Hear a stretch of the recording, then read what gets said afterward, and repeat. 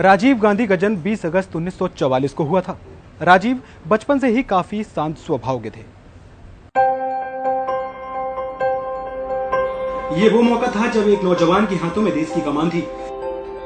राजीव गांधी की राजनीति में कोई रुचि नहीं थी और वो एक एयरलाइन पायलट की नौकरी करते थे। आपातकाल के बाद जब इंदिरा गांधी को सत्ता छोड़नी पड़ी, तब कुछ समय के लिए राजीव परिवार के साथ विदेश में रहने चले गए थे। राजीव गांधी ने लव मैरिज की थी। उनकी पत्नी सोनिया गांधी आज देश की बुलंद राजनीतिक हस्तियों में से एक है। पहले राजीव और सोनिया की दोस्ती हुई और उसके बाद ये दोस्ती विवाह में तब्दील हो गई। राजीव का विवाह एंटोनियो मैना से हुआ, जो उस समय इटली की नागरिक थी। विवाह के बाद उनकी पत्नी ने नाम बदलकर सोनिया गांधी रख लिया।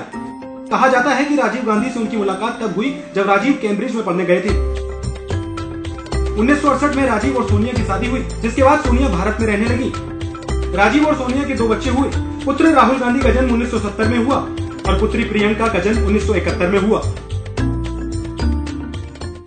एक घटना ने राजीव गांधी को राजनीति में आने के लिए पूरी तरह से मजबूर कर दिया। ये घटना थी उनके भाई संजय गांधी की मौत।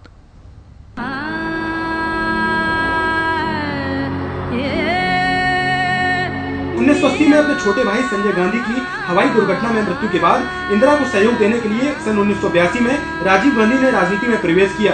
वो अमेठी से लोकसभा का चुनाव जीतकर सांसद बने और 31 अक्टूबर 1984 को सिख आतंकवादियों द्वारा प्रधानमंत्री इंदिरा गांधी की हत्या किए जाने के बाद भारत के प्रधानमंत्री बने और अगले आम चुनावों में सबसे अधिक बहुमत पाकर प्रधानमंत्री बने रहे।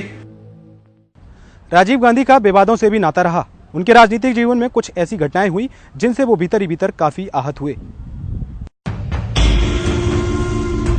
राजीव गांधी के प्रधानमंत्री कार्यकाल के दौरान भारतीय सेना द्वारा बोफोर्स तोप की खरीदारी में लिए गए किकबैक का मुद्दा उछला,